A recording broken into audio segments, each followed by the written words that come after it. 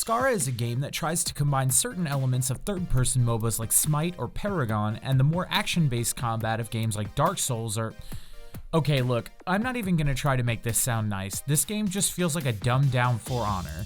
So, does their take on the formula hold up, or does it go tumbling helplessly off the side of the map?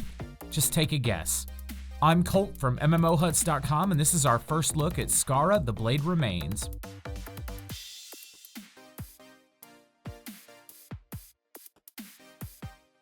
Skara: The Blade Remains is an incredibly straightforward third-person action game. You select a character from the current roster of 4, and then you dive into a 1v1 duel or a 3v3 deathmatch. Each character has 3 abilities as well as a light and heavy attack. Attacks and dodging use stamina, so there's a nice sense of resource management there, or at least there would be if it ever became a factor. There are environmental hazards as well in both the 1v1 and 3v3 map. 1v1 hazards take the form of holes in the map as well as the shortened border on the platform. You can knock people into these holes or off the sides of the map to win instantly, just as you can in For Honor. In the 3v3, the stage hazards come in the way of a giant metal grate in the center of the room. After a short period of time, switches activate that release the grate when hit, plummeting anyone on the grate into the lava below. There's a short enough delay that a fast player who's near the edge of the grate could dodge out of the way, but this will never happen thanks to one of the game's major drawbacks as of right now. Skara: The Blade Remains has a player base of 2. The game is in beta, sure, but I've been playing it every day for the last 3 days and I have encountered 1 other human player. The game gets around this and gives you time to practice by pairing you in your selected mode with bots. The problem with that is that the bots are all pants on head stupid. I had a bot this morning land a stun on me and then stand still. He did absolutely nothing to follow up. Things like this happen all the time. Dropping the grate in 3v3 guarantees you'll win the match in 9 out of 10 cases and wipe out your own team at the same time. This is mostly because all the bots seem capable of doing is running toward the nearest body and flailing their arms around like an epileptic at a Dropkick Murphys concert. The other problem that I had with this game was hard to parse because I don't know if it would play out the same way against an actual player. Whenever I land an attack, especially with the rogue character, I'm able to keep smashing the attack button until they die and I never have to worry about my stamina. The damage is so much from the light to heavy combo that the opponent dies before I even come close to running out of stamina.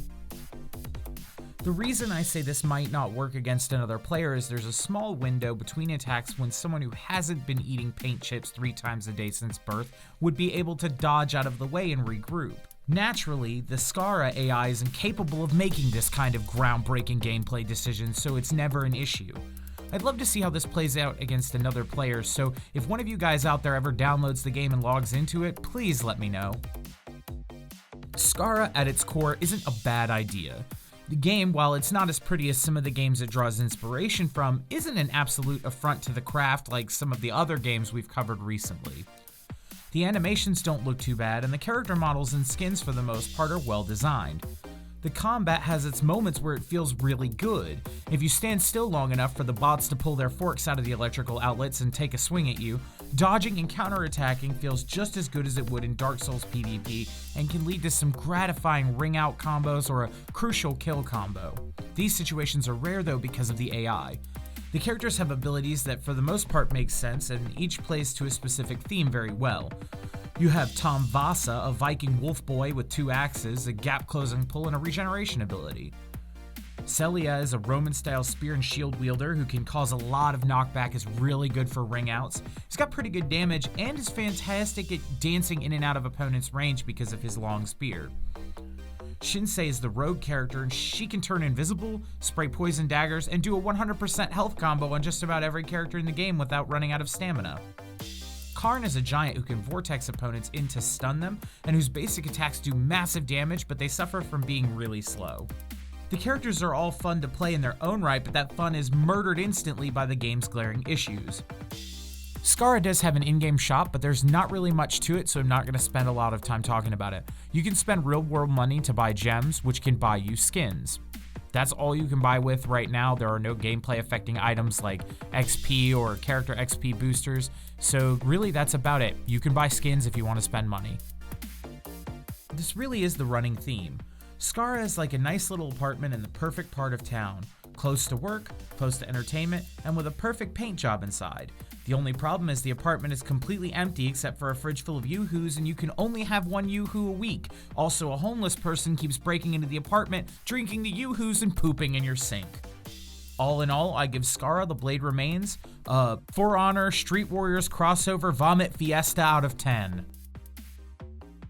Well, that's all for today. Let us know what you think down in the comments below. Make sure you subscribe and keep it locked on MMOHuts.com for all the latest gaming news and reviews.